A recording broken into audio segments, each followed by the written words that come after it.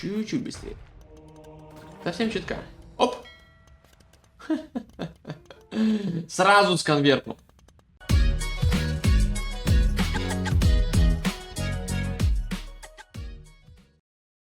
X10 возвращается. Турнир Sacred Potato Championship, где играют игроки с абсолютным разным рейтингом. Я вот 1950 здесь против Джинска 1250. Кратенько расскажу суть. Мы играем на дата-моде X10 бонус цифр. То есть любой бонус нации в 10 раз сильнее. Прям по циферкам. Ну, сейчас мы по ним и пойдем. Сейчас мы про это подумаем. Также, еще особенности турнира. Это турнир играется в формате внезапная смерть. Потерял ратушу, проиграл. Да? И еще дополнительная фишка. Также он играется с гандикапом. Соответственно, здесь у нас есть гандикап, насколько я помню, процентов 20. Ну что, погнали смотреть. Карта тоже прикольная. Бентенг, я уже лидирую 2-0. Но здесь будет крайне интересная картка. Итак, Бентинг, люблю эту карту, она такая, можно пофишбумить, можно где-то там поплавать, покуролесить. Беру сильную довольно нацию, португальцы. Как вы думаете, почему португальцы очень сильная здесь нация?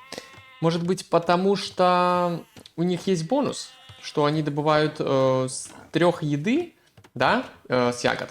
3 еды с ягод, они добывают единичку дерева. Умножим на 10? 10 дерева они добывают. Давайте смотреть на мое дерево. Ё-моё, налево. Вот это, конечно, имба, на самом деле. Если прикинуть, да, если тут у нас условно... Кстати, тут ягод так много. Подожди, тут не так много ягод. А где я еще выделил ягоды? Вот тут еще ягоды, я даже поэтому не подумал. Я только сейчас понимаю, что здесь ягоды. Прикольно, еще там ягоды. Ну ладно. Здесь у нас 750 ягод. Насколько я понимаю, должно быть в начале.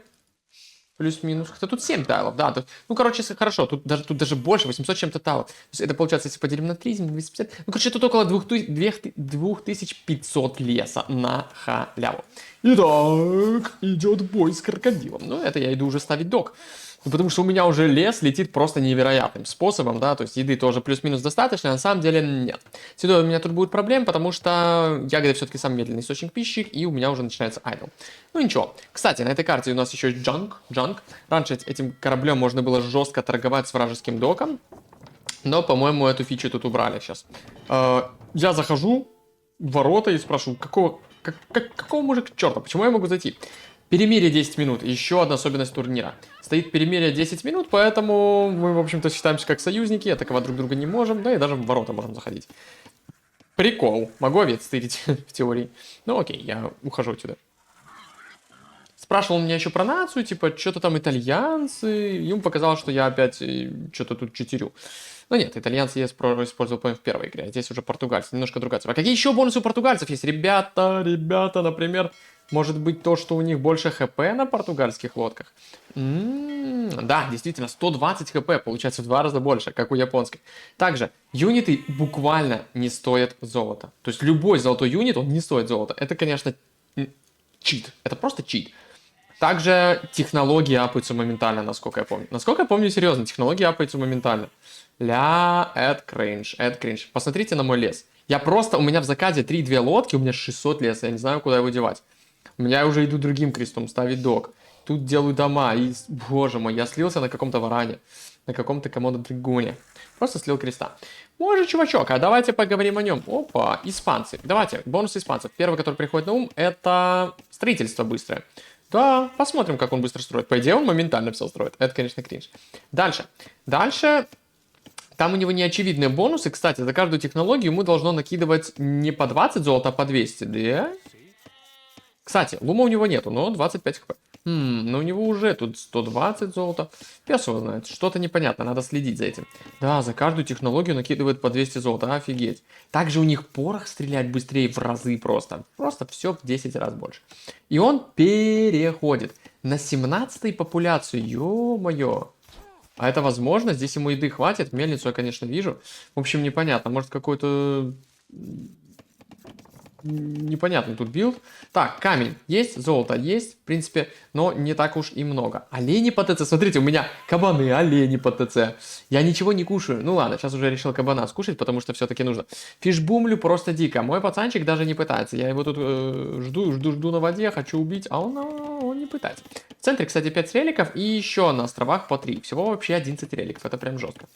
Кстати, коронки тоже x10 работают, коронки. Например, ну, кстати, аркебуза, да, она просто как бы эффект дает. То есть, то, что на порох влияет баллистика. То есть, это уже не умножишь на x10, да. С этим ничего не поделать. Но, допустим, у меня корабли будут мега бронированные. 10 брони получат. Соответственно, что мне здесь интересно, на самом деле? Вот. Мне интересно, как быстро он ставит здания. Не моментально, все-таки не моментально, что интересно. И лум. Как только он прокачает лум, ему... Качество, да? Ему даст, по идее, 200 золотых. Интересно. Топорик, лум. Но рынок. Кажется, не фасткасл. Давайте смотреть. А, и за топорик еще 200 золотых. Ну-ка, что, серьезно? Да. 470 золота. А вот вам, пожалуйста. А вот и не зря топорик бахнул. Я фишбумлю в 4 дока. Здесь 2 дока, здесь 2 дока, здесь 2 дока, здесь 2 дока. Так. Ну что, поторгуй со мной. Покупочка идет, покупочка, выход на камень. Ну что, кажется, фасткасл у Джински получается. 1250 рейтинг. Но я вам скажу, в этом формате это полная дичь. Каждая игра здесь очень интересная, потому что помимо того, что я не могу рано зарашить, да, из-за перемирия, и надо убить только ратушу. То есть тут не очень важно, что ты умеешь делать, тут важна стратегия, действительно важна стратегия. Этим мне турнир очень нравится. Так, и замковый переход идет. За переходы уже испанец не получает 20 золота, точнее 200 золота, да, только за обычные апы. То же самое у меня. Да? Да. У меня то же самое за португальца. Мои переходы... Так, моментально сделался дозор вот у меня. Просто интересно. Выглядит как... Нет, не моментально, но 5 секунд где-то. Да, дозор очень быстро сделался. У меня технологии прокачивают супер быстро, но не переход в следующую эпоху. Огромный айдол у меня тут, честно говоря. Что-то я прям пивлю жестко. И крестьян у меня всего лишь 16, у моего оппонента 18. У меня 18 лодок уже, серьезно. У меня так много лодок. Ну, короче, я фишбумлю как тут невозможно. Так, делаю ли я какие-то галерки? Да, делаю галерки. Да, я их делаю. Вот, 240 хп галерка. Также бонус. Ну и она не стоит абсолютно золота. По идее, просто 90 леса. 90 пищи. Так, тут небольшой бой. Каменные ворота решил сделать. Ну, ресурсов крайне мало. Сравните добычу ресурсов. У меня 6000 практически против 3000. Ну, как бы и так. Ну и тоже я перехожу в замковую эпоху. Так. Начинаются первые бои. Давайте дождемся замковой. У испанца четенько на замок есть камень. Вопрос, куда он его ставить будет. А ставит он его быстро. Ставит он его быстро. Я проверяю здесь. Убил его скаута, насколько понимаю, да. Все, что у моего врага есть, это ничего. Смотрите, как замок ставится. Как он? Я пытаюсь тут что-то пострелять. Смотрю на это строительство замка. Опа. Здорово, замок уже тут галера убивает. Ну что, замок готов, а значит можно делать конкистадоров. Так, ну что, конкистадор? Конкистадор, неплохой такой юнит. Кстати, Sea Wall. Вау, водная стенка. А здесь Sea Gate. Интересно. Стандартная, кстати, 400 хп. А вот эта штука 500 хп. Но сильная. Ну, я тут какие-то приволы делаю. Первый конкистадор. Ну, я думаю, такой, ну и пес с этим конкистадором. Мы уже в замковой эпохе. Посмотрите, на что мне хватает. Да на все апы хватает. И галеры, и экапы. Все готово. Можно хоть вторую тачку уже. Короче, ресурсы очень быстро копятся, очень быстро тратятся. Кстати, обзорчик, пожалуйста. Мне главное контролировать врага и не подпускать его рядом, и все будет чики-пуки. Но, кстати, я так понимаю, я не прокачал, да? Упс. Так, я так понимаю, я не прокачал ничего такого-то. Я смотрел именно на ап лодок. Такого не было. Так, ну, классика. 18 крестьян, 18 рыбаков. 36 эколимита по ладушку. База есть. Так, выносим здесь товарищей. Выносим Кузнецкого. Ну, что Джинска готовит, непонятно. Бегут конкистадоры в рейд. У меня абсолютно тут ничего нету. Делаю лесопилку. Жаль, ягоды закончились. Но они есть на самом деле. Там еще много ягод. Блин, это еще много ягод. Это реально. Это реально это около 4000 леса там. Тут надо просто прорубиться. Понял. Понял. Так, кузница. Каждый апгрейд 200 золотых. Это кайфово. Давайте смотреть добытые ресурсы. Ну, практически в 2 раза больше. Кстати, ну, у моего чувака всего лишь 20 крестьян. Плохая шахта. Ну, то есть, реально, экономика прям швах. Швах. То есть, у меня сейчас тоже, конечно, из ниоткуда ресурсы не берутся. Хотя тут часто такие цивы берутся, всякие гуржары, и там из ниоткуда еда просто сотнями сыпется. Там еще всякие цивы имбанутые. Но у меня юниты бесплатные. Долго-долго-долго. А у испанцев таких приколов нет.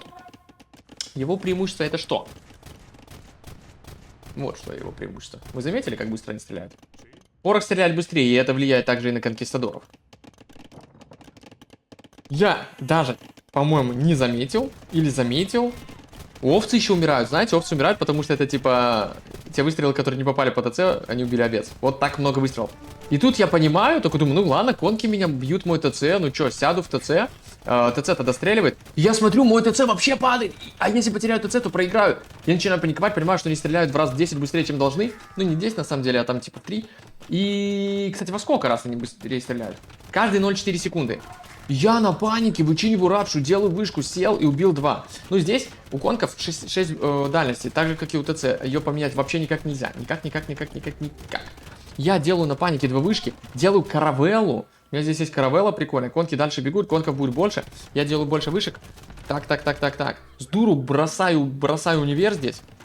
Они крестов, смотрите, как разваливают. Я начинаю немного паниковать, но думаю, хух. Главное тут сейчас завышиться, и как будто бы будет норм. Будет нормально. Ну, конечно, очко у меня, в общем, это... Да. Было дело. А по быстрой вышке, благо, мой универ работает супер быстро и готово. Вышки апнуты, я уже тут не жалею леса. Вычиниваю, хотя леса реально тупо нету, ни на шахту, ни на леспилку, ни на чего. Но, к сожалению, конки жесткие, чуваки. Хотя, ну вот первая броня у них есть, да, но если сидеть в вышке, то нормально, они ДПСятся. Вот минус конг, пожалуйста. Чувак, возможно, где-то не доконтроливает, минус второй конг, нет. Ну и крестов я теряю, в принципе, слил 3. Да, 2 он меня убил. Закрываться от них смысла мало, а вот позиционочкой можно и депаться. Ну что, здесь он еще теряет и еще теряет, то есть не доконтроливает. Не доконтроливает. Я подключаю сюда корабли, потому что все равно здесь ловить нечего. Там что-то я кузницу пытаюсь убить, он выходит на другое золото. Ну что-то вроде можно дотянуться, но лучше я попытаюсь здесь как-то задать. Ну, у меня экономика 25 крестов. Соответственно, вроде на лесопилку хватило, вроде туда-сюда. Что дальше? Он пытается тут как-то что-то мне убивать. Вот уже немножко аккуратничает. Мне и камня не хватает. Вот мой камень добываю без шахты. Но зато делаю за 300 леса баллистику. Баллистика будет еще сильнее наказывать конкистадоров за неверное телодвижение. Добытые ресурсы 7. Ну... Добытые ресурсы, да. Немножко скатился я, мне кажется, потому что кресты, конечно, работают пока неэффективно. Так, пила прокачивается. Ну, немного уже даже дорогой апгрейд, на 200 золотые получит. О, слушайте, один фермер всего лишь, тут еще олень бегает, но всего лишь один фермер. Так, пока, очевидно, Джинска копит просто конкистадоров, чтобы ворваться еще раз на мою ратушу. Как бы какой-то попытки контр-игры у меня нету. Пока что. Находит он мой рынок и тоже его убьет. Мне это очень сильно неприятно. Подходят галеры, пытаются спасти, но как-то неудачно. Здесь стоят чуваки с каравеллой. Итак, у меня уже огромные проблемы с домиками, на самом деле. Просто нереально. Я ничего не могу производить. Вот тупо кресты в заказе, я их отменяю. И такой, отменил крестов, смотрю, так, ну это импы. Это импы. А здесь идет форвард осадка. Садная мастерская, чтобы спушить меня. Вот ты шаг. А на замок мне не хватает. И я не хочу, чтобы он мне отбил сейчас золото, соответственно, делаю еще одну сюда вышечку. Но он не пошел туда, увидев мои галеры, в общем-то и все. Давайте посмотрим на фишбум, на красивые действительно релики здесь. С кораблекрушением. Только сейчас я это заметил, интересно. Опять же, мой чувачок покупает 200 еды. У него нету еды, он тратит их. Крестьян, кстати, потратил все 200 еды. Интересно. Но у него на второй замок копится. Ой-ой-ой-ой. Рынок убили, перестраиваем. Ну что, мои ресурсы уже подходят к импам. И, кажется, это вопрос реально времени. Вопрос небольшого времени. Кстати, подтягивает больше крестьян. Форвард замок хочет. Но я как будто это вижу или что? Ну, не совсем. Я просто делаю еще одну вышку, как только накопился камень. Вот и все. Потому что очкую. На самом деле я не сильно парюсь. Мне кажется, конки-то очень быстро сдохнут от вышек. Если я сяду, они очень быстро сдохнут. На самом деле. Но вот осадка немножко, конечно, тут напрягает. И вроде бы уже в МП можно нажимать, но вот второго здания мне не хватает. Ну, делаю осадку, думаю, чё? Погнали. Камня бы на замок накопить. Так, тут рыбаки уже не очень работают, честно говоря. Пока лесорубы здесь, лесорубами надо здесь, чуваки. И это что еще? Инквизиция. Тоже плюс 200 золотых, и это позволяет монархам испанцев и миссионерам, кстати, конвертить чуть-чуть быстрее. Чуть-чуть быстрее. Совсем чутка. Оп! Сразу сконвертнул. На самом деле, как только инквизиция появилась, он сразу сконвертил. Инста-конверт. То есть, скорость в 10 раз быстрее. Я поржал, он поржал. Но я, честно говоря, не понял. Я в этот момент подумал, что это просто инста-конверт. Вербанулась на лаке просто супер быстро. Я из-за этого поржал. И он поржал. А это была инквизиция. О май гад. И инквизиция это, конечно, дичь. Теперь может конвертить все моментально. Хорошо. У нас МП через 1.20, и я такой думаю, ну изи-пизи. Апнем там уже все элитное, имперское, тут иди. Первый таран едет. Ну, во-первых, тут 5 вышек стреляет, и он уже тут так продамажился, да? Я думаю, ну херня какая-то, разнесем крестами, что он фидит тараны? Да, подключаю побольше крестьян, потом вспоминаю, что конки-то быстро атакуют, но смотрите, как мы их атакуем с баллистикой, да, то есть он теряет здесь много конков, но и много крестьян не теряю. А крестьян не терять нельзя, у меня их 23 всего и больше не делается, потому что я одна ТЦ-шечник. Но нет, потому что здесь только в один ТЦ и можно играть, такой режим. Естественно, он мне в целую вышку уже даже сносит, и я не могу этот таран просто так взять и убить. Нужно что-то стреляющее, типа Манганели. Кстати, странно, я даже не делаю Манганели, очень странно. Очень странно. С другой стороны, и конков он подслил немножко, и таран. И что, я добью его? Нет, он его вычинит. Он его вычинит. Миссионер подключается. Воу, миссионер тут хиляет. Он вычинивает этот таран. Боже ж. Но в МП перейти у него шансов нету. Я делаю химию, которая делается буквально 20 секунд, делаю еще вышку. Я такой думаю, ну все. Тут у меня 4 вышки уже перед ратушей. Ратуша вычинена. На ней, кстати, есть еще апгрейд на архитектуру. Тут, конечно, персов, блин, или византийцев, или еще кого-нибудь. И тут самое происходит ужасное. Смотрите. Как вам? Я этого не понял, опять же. Я понимаю, что меня вербуют крестьян очень быстро. Я такой, ну, это же понимаешь, что ты вербуешь. Вот. И потом, я, то есть, не сразу понял. Он мне вербует крестьян, но я не понимаю, почему так быстро. Точнее, не понимаю, откуда. Они вербуют с 17-й дальности, понимаете? Потому что Инквизиция с относительно недавнего времени, она дает еще одну дальность миссионерам, а значит 10 дальностей, значит 17 дальностей они вербуют. А если он еще дальность имперскую делает, но он не может, потому что в МП ему не попасть. Пока что. Но есть на замок, и на самом деле золота много. И делаются тараны. Так, но что делаю я? Я понимаю, что да иди-ка ты нахер, чувак. Сделаю-ка я свои пушечные галеоны и снесу тебе ратушу отсюда. Если дотянусь, конечно.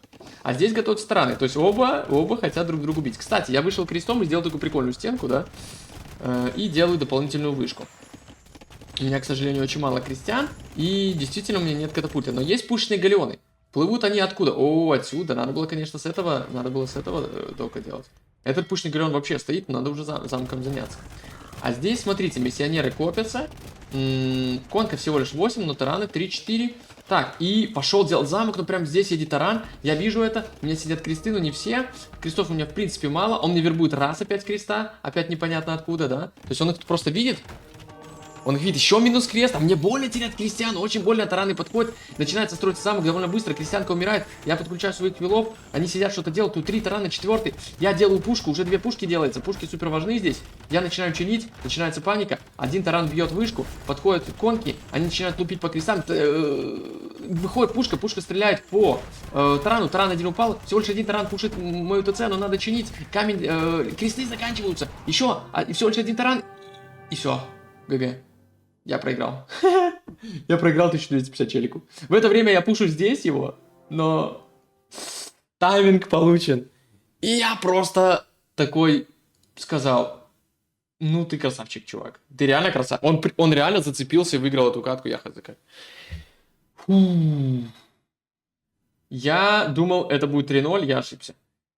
И, кстати, знаете, что я сейчас понимаю? Я вот вижу этих миссионеров, вижу свой пышный галеон, и я понимаю, что это полная херня все, что это делаю. Короче, я думал, что португальцы имба на этой карте, вода, я ее никогда не солью, все там, португальцы и экономическая имба, и по юнитам имба, и по всему имба. Я ошибся. Испанцы имба. Испанцы имба, во-первых, строят быстро, во-вторых, конки какие-то бешеные, а в-третьих, эта инквизиция, это какой-то чит. И вот эта вот комбинация, она мне просто влетела в копеечку. Конечно, если бы у меня был здесь замок, но люблю я вышки, поверил я в них, ошибся. Не успел апнуть следующую вышку, может быть это помогло, может нет, но точно, чтобы тут помогло, это катапульта. Катапульту он бы тоже мог вербовать 17 дальности, если был бы редемпшн. А вот с пушечным галеоном не так. Пушечный галеон, это хоть и осадка, но в первую очередь корабль. Чтобы его конвертить, никакой редемпшн не нужен. То есть он просто сейчас берет, подходит на вот эту дистанцию 17 стайла, да, у меня тут всего лишь 13, и за секунду вербует мой пушечный галеон 1 и пушечный галеон номер... Где он там? 2. И проблем у него нет. Хотя я думал, я в минуте от победы тут буквально, да, там. Ну, на самом деле, наверное, элитный пушечный с 15-й дальностью вот тут бы дотянулся до ТЦшки. А он меня завалил. И я, честно говоря, мне, конечно, тут жителей не хватило. Плюс он бы вербовал их на халяву. Тут пушка есть, да, но вторая, может, пушка и изи-пизи. Я уже тут ломал тараны. Конки все-таки не так быстро ломают, но крестов я уже слил, их осталось 14. Они сидят по вышкам. Ну, типа надо ДПСить чуваков, хотя не факт, что вышки стреляют в конках. Возможно, не стреляют тараны, значит, невыгодно. Причем лес у меня 400, мог я чинить ратушу, но... Недооценил я этих испанцев. То есть я действительно только в конце понял, что миссионеры вербуют с хрен пойми какой горы. Я понял, что они вербуют моментально, но я до конца такой игры не понял. Я думал, я просто упускаю. Где-то там что-то мне свербовали. Ладно, я прям не видел, что мне прям отсюда вербовали. Короче, жесткий Титаник. Наконец-то катка, где ладушек слил. Посмотрите на АПМы, кстати. Как вам? 48. У Джински у меня 31. Да, под пивом я играл тут, конечно, немного, ну, не парился. Я думал, что контролировал ситуацию. Но в X10 режиме ты ничего не контролируешь. Абсолютно ты ничего не контролируешь. Давайте посмотрим тут интересную статистику. Так, убили мы вроде как больше, но он убил 14 зданий, 6 неплохих конвертов, из них где-то 4 жителя, наверное. И армия у него больше. А флот мне здесь не особо помог. Не дотягивался. Экономика... Экономика-то есть, а толку нету. А толку нема. Импы даже были... Так. 18 рыбы. Но я все-таки так и не прокачал, насколько я понял, фишбум. Да, это довольно большая ошибка. Странно, что я этого не сделал. Он вроде у всех цифр как бы есть. Ну, а АПМ... Ну, правильно, я ж вышками играл, поэтому я особо тут не АПМил. У меня не было особо армии, мне нечем было АПМить. А вот товарищ запотел и забрал у меня катку. На самом деле, я первый матч... был тоже там другой чувак, он примерно такого же рейтинга, с таким же гандикапом. Да, стоит сказать, что все-таки тут есть гандикап 20%, и, соответственно, у него кресты работают быстрее, то есть, на самом деле, его 25 крестьян, это как 30 крестьян, они работают быстрее, они строят и еще быстрее, у них больше хп, ну, то есть, там, у него немножко все лучше, но это 20%, типа...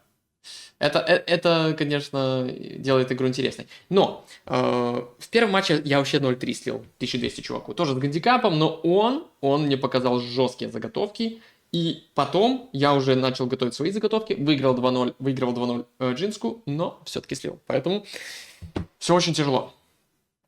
X10 мод это для избранных. Это реально поразмыслить башкой надо тут. И подготовка тут решает.